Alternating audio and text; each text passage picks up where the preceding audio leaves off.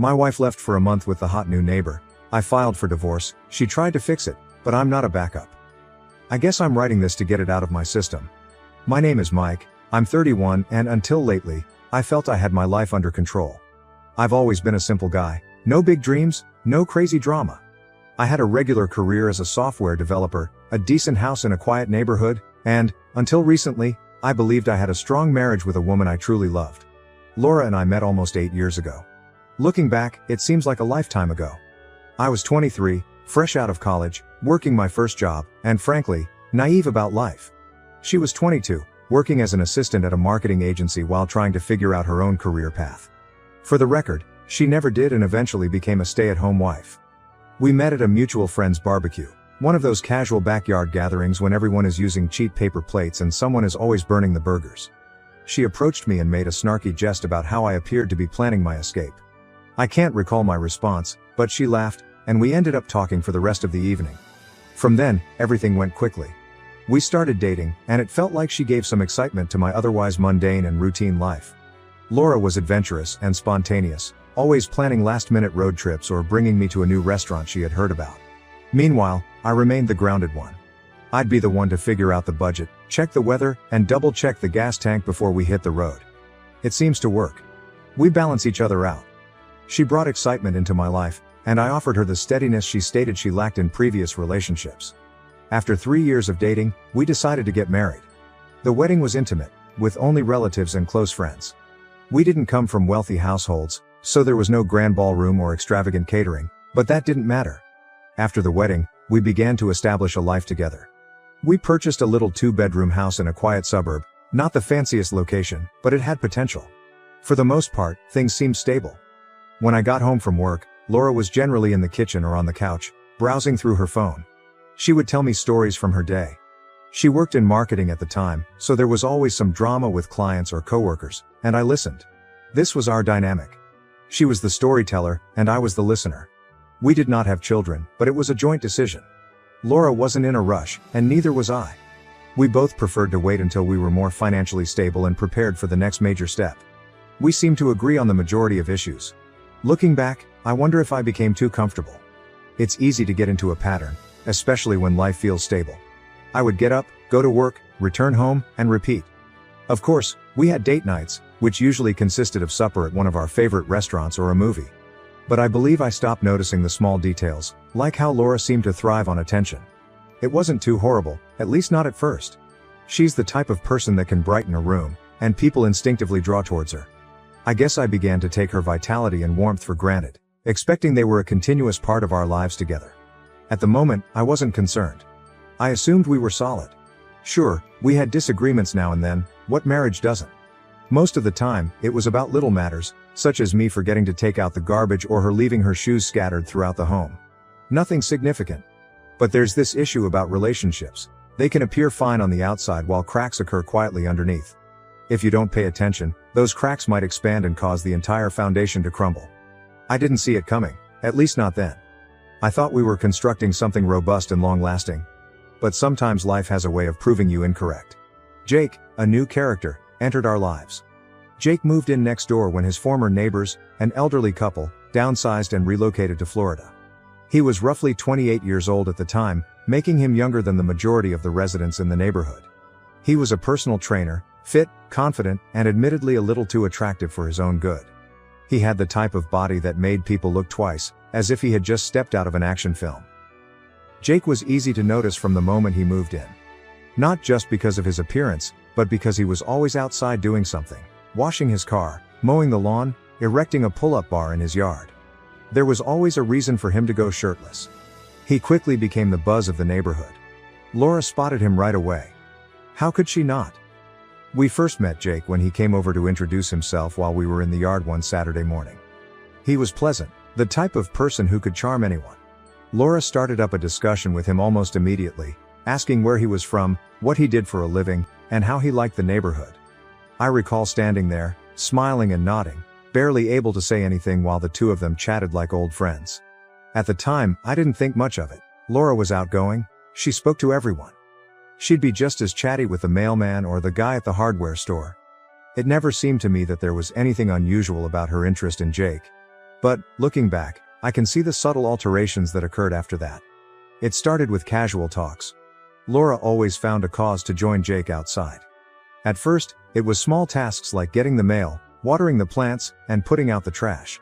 However, these brief jobs invariably led to 10 or 15-minute conversations with Jake. I once arrived home from work and discovered them conversing in the driveway. Laura was holding a basket of laundry that she had been carrying to the garage, and Jake was lounging casually against his car, laughing at something she said. When I stepped up, they both turned to me, and Laura pretended it was no big deal. Jake was just telling me about his new gym equipment, she explained casually. It did not stop there. A few weeks later, Laura decided to bake cookies, which she hadn't done in months. I didn't think much of it until I noticed her heading across the yard, a dish of cookies in hand. "Just being neighborly," she remarked when I asked her about it. I shrugged it off. Laura's behavior in this regard was not unique. She had previously brought brownies to other neighbors. But then there was the time she purchased a new set of training clothes. Bright, fitted leggings and a matching top, which was not something she would ordinarily wear. When I asked her about it, she said she was thinking about starting to jog again. "You know, to get back into shape," she explained. I did not question it. Laura had previously gone through fitness phases in which she would become thrilled about working out for a month or two before losing interest. But this time, her timing was ideal. Jake jogged virtually every morning. I'd see him out there, headphones in, doing laps around the street. Laura determined her new jogging program would begin at the same time Jake was out there. I noticed them speaking on the sidewalk one morning as I was going for work. Laura was stretching, and Jake was showing her a way to avoid shin splints. I didn't say anything, just a short wave and drove away. But something in the scene stuck with me.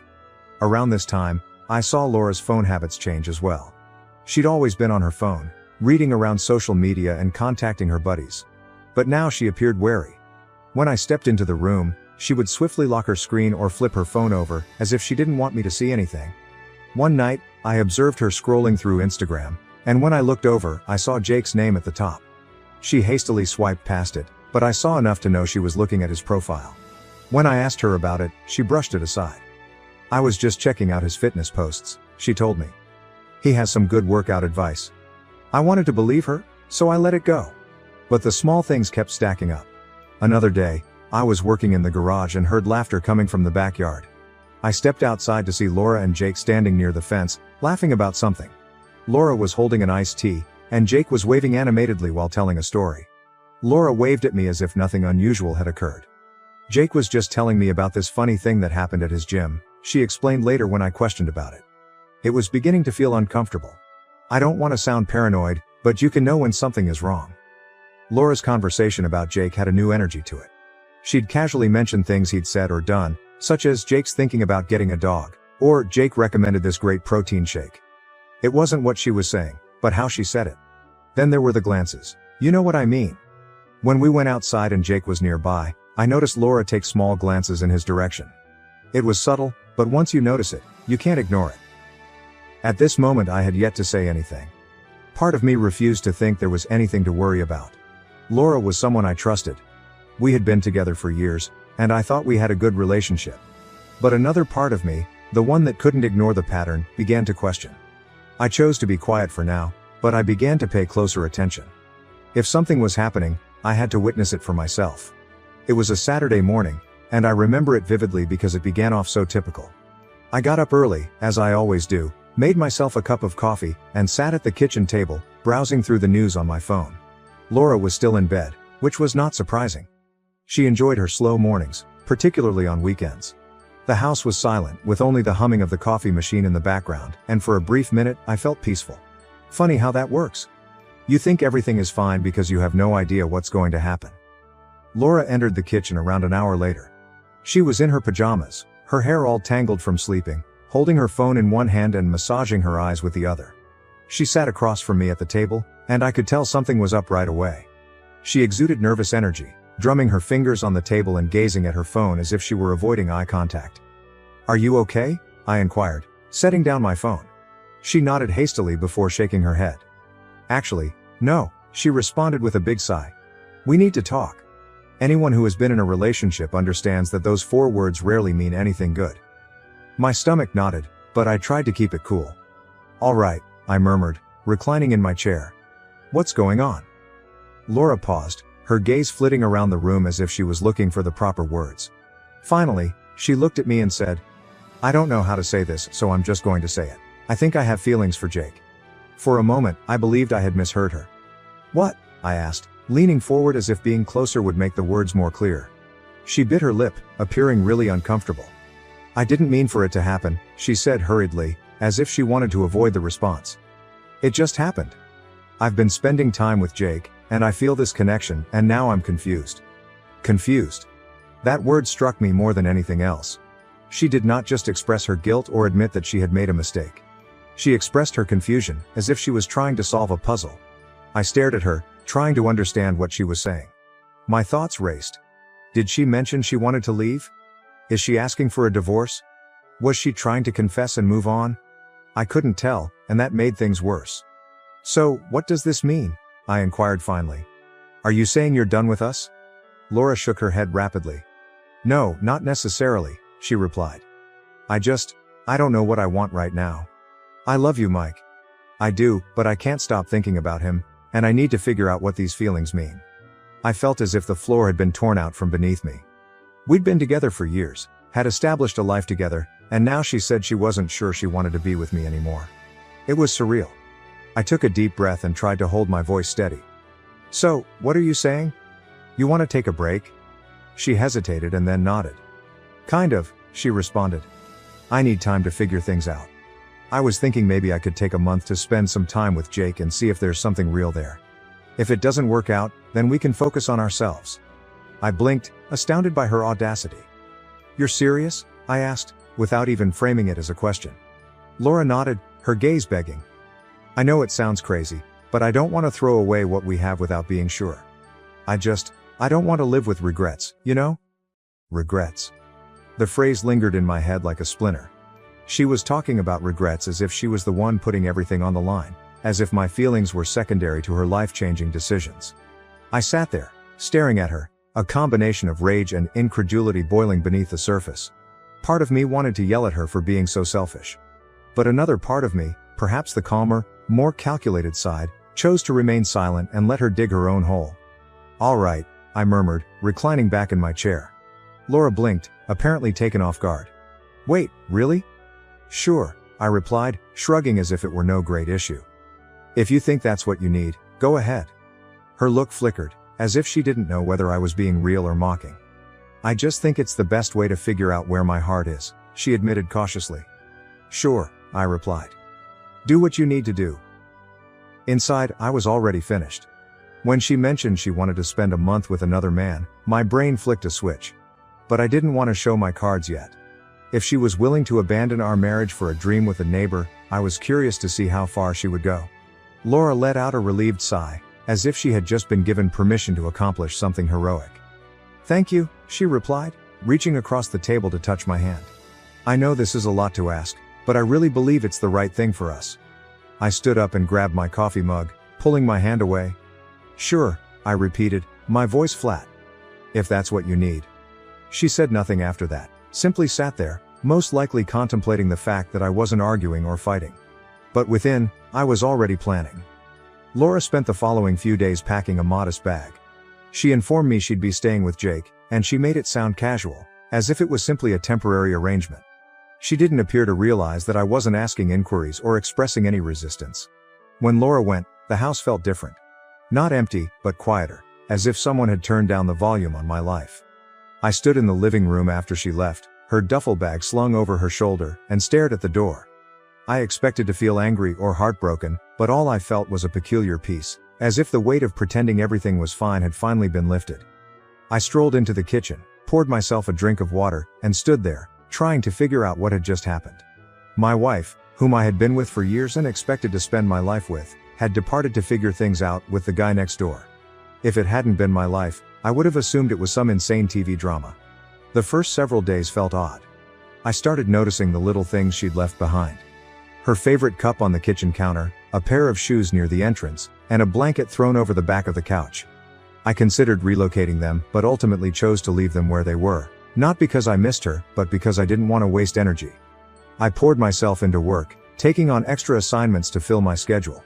I stayed late at work not because I had to, but because I didn't want to return home to an empty house. When I wasn't working, I went to the gym frequently.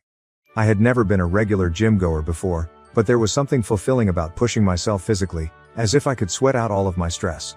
Friends began to realize that something was amiss. A few of them inquired as to why Laura was not present, and I responded vaguely.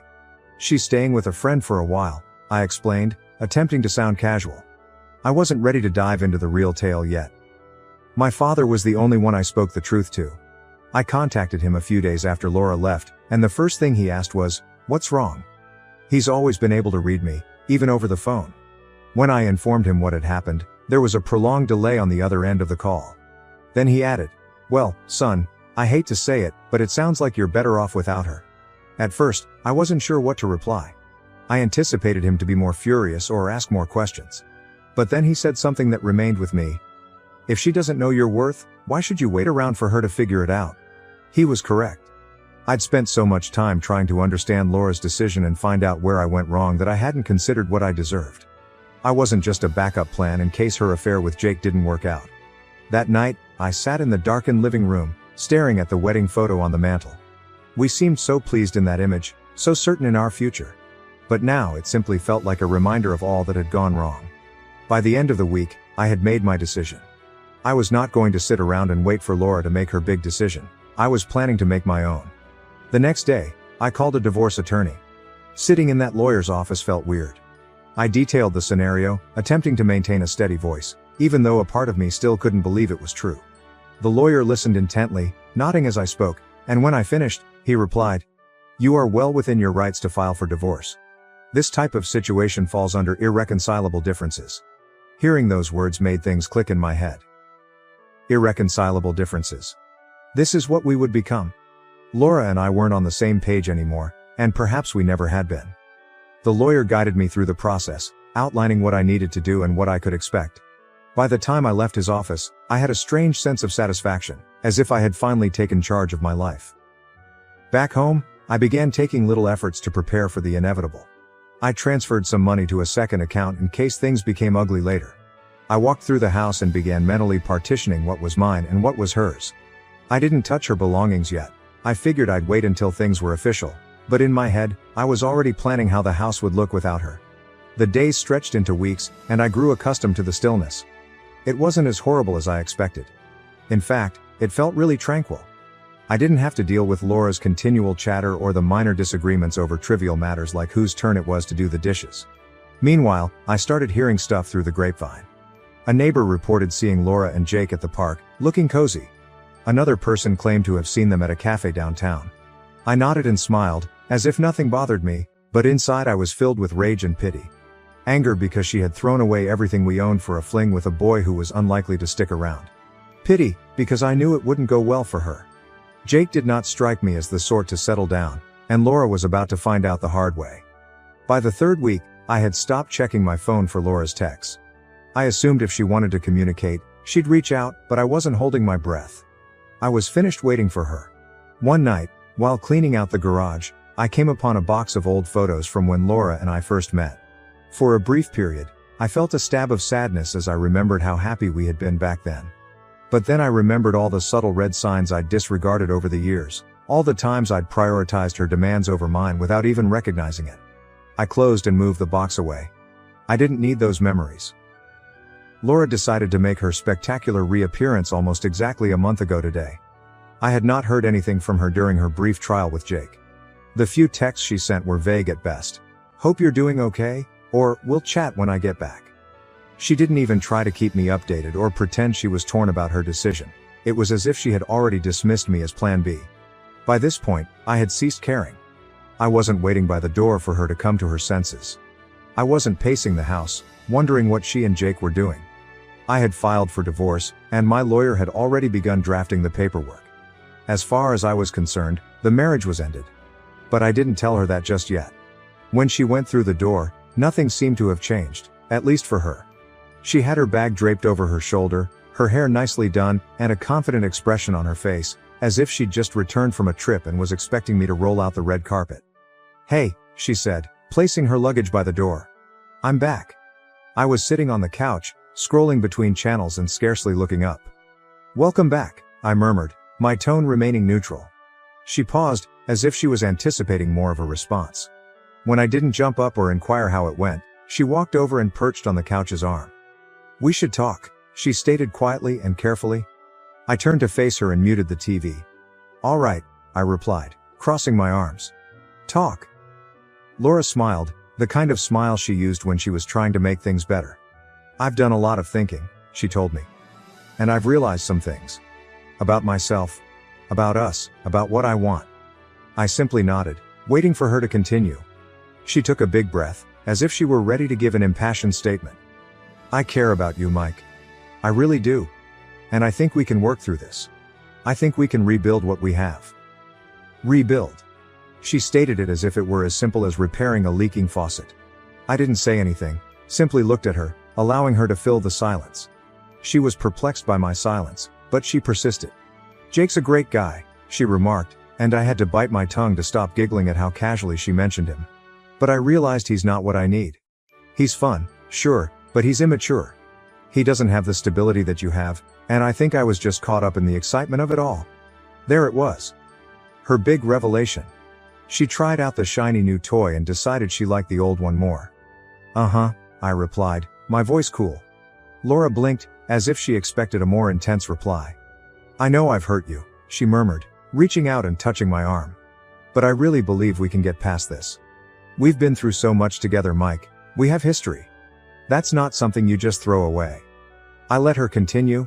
I let her unload all of her perfectly practiced phrases about love, forgiveness, and beginning over. When she finished talking, I rose up and walked over to the kitchen counter. I unlocked a drawer, pulled out the divorce papers my lawyer had sent over, and placed them on the table in front of her. "What's this?" she inquired, her smile fading. "Divorce papers," I explained simply. Her face turned pallid. "You're kidding," she exclaimed, releasing a frightened laugh. "Nope," I replied, leaning against the counter, arms folded. "I'm not kidding." For a time, she stared at the papers, as if she couldn't believe what she saw. Then she glanced up at me with big eyes. "You're divorcing me?"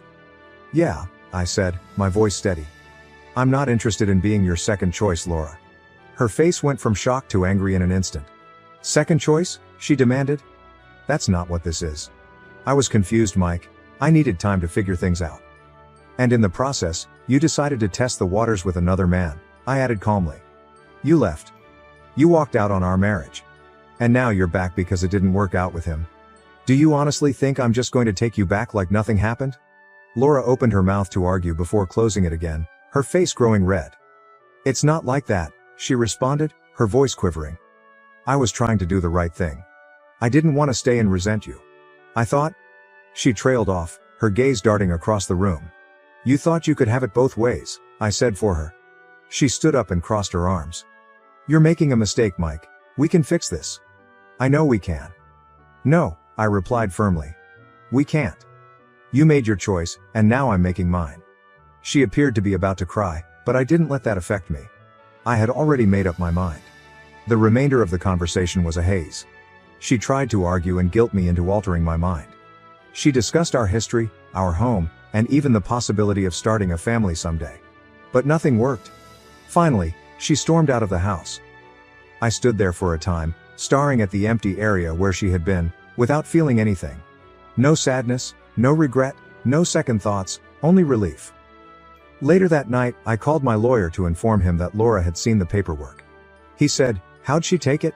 "Not great," I remarked, smirking. "Do you want to give her time to process, or should we move forward?" "Move forward," I instructed without hesitation. It wasn't easy standing up to Laura, but it was ultimately the correct thing to do. She viewed me as a backup plan in case her fling didn't work out. And if she believed I'd take it, she obviously didn't know me as well as she imagined. I knew she would not give up easily. Laura was not the sort to simply walk away from a confrontation, especially one in which she thought she was losing. I'd hardly sat down when my phone buzzed with a text from her. "This isn't over." I gazed at the message for a second before locking my phone and throwing it on the couch. She was correct, it was not over. Not yet. But it would happen soon enough. The following several days were eventful, to say the least.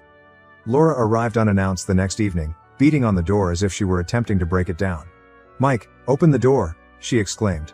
I opened it, keeping a bland attitude. "What do you want, Laura?" She rushed by me and stormed into the living room, as if she still lived there. "We need to talk," she stated, pacing back and forth. "You can't just file for divorce without giving me a chance to fix things." I leaned against the doorframe and crossed my arms. "You had your chance," I replied quietly. "You made your decision when you left." "That's not fair," she responded, her voice rising. "I didn't leave to end our marriage, I left to figure things out, to make sure I wasn't making a mistake by staying." I could not help but laugh dryly. "And in doing that, you proved you didn't value what we had. You don't test a marriage by running off to someone else, Laura. That's not how it works." She paused pacing and turned to face me, her eyes blazing with frustration. "I was confused," she remarked, her voice shaking. "I didn't know what I wanted, but I know now. I want us, Mike. I want to fix this." "Too late," I replied, my tone strong. "You don't get to come back now just because things didn't work out with Jake." Her face contorted in rage, and she aimed a finger at me. "You're being petty," she said. "You're throwing away everything we built over one mistake." I shook my head, maintaining my composure. "It wasn't just one mistake, Laura. It was a series of choices. You chose to flirt with Jake. You chose to prioritize your feelings for him over our marriage. And then you chose to leave. Those weren't accidents, they were decisions."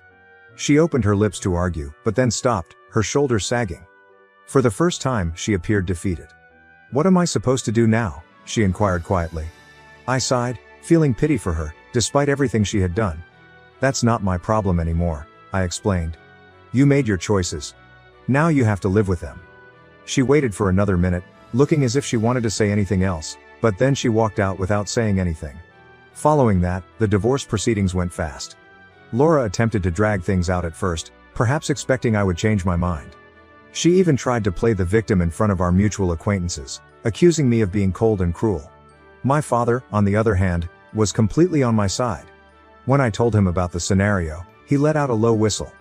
"She's got some nerve," he commented. "But I'm proud of you, son. Standing your ground isn't easy, but it's the right thing to do." Laura's stalling tactics proved ineffective. My lawyer was sharp, and the proof of her leaving for Jake made things quite clear. She attempted to plead for spousal support, stating she had given up her profession for the marriage, but the judge did not buy it. Finally, we reached a reasonable deal. She received a modest sum of money and some of the furniture she'd chosen, but I kept the house and the most of my savings. It was not ideal, but it was better than I had anticipated. The final hearing was bittersweet. Sitting in that courtroom, signing the documents that would officially end our marriage, felt strange. I glanced across at Laura a few times. She appeared exhausted, as if she hadn't slept in days. Her lawyer handed her a pen, and for a brief minute, I assumed she was not going to sign. But eventually, she scribbled her name at the bottom of the sheet, completing the transaction. Following the hearing, she approached me in the hallway. "Mike," she spoke softly, just above a whisper. "I'm sorry for everything." I stared at her, hoping to recognize the person I'd fallen in love with all those years ago, but all I saw was someone I used to know. "I know you are," I replied. "But sorry doesn't fix this." Her eyes welled up with tears, and she reached out to hug me, but I pulled aside. "Take care of yourself, Laura," I whispered, starting to walk away. I'd occasionally hear tidbits about Laura through the grapevine. Jake obviously moved on to someone else shortly after she returned to me. According to one common friend, she was currently living with a relative and figuring out her next moves. I didn't feel satisfied hearing about her problems, but I also didn't feel sorry for her. She had made her decisions, and now she was dealing with the consequences. One day, I ran into her at the supermarket.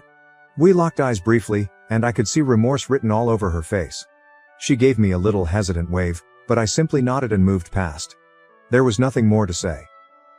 Looking back, I don't regret how I handled situations. Laura believed she could have it both ways. She could go, pursue her feelings for someone else, then return to me if it didn't work out. But life does not operate that way. I've learned a lot about myself along this process. I realize now that I deserve someone who cherishes me and does not consider me as a last resort. And if that individual is out there, fantastic. If not, that's okay too. For the time being, my primary goal is to reconstruct my life on my own terms. Laura's trial run with Jake may have been her way of gaining clarity, but it was a wake-up call I didn't realize I needed.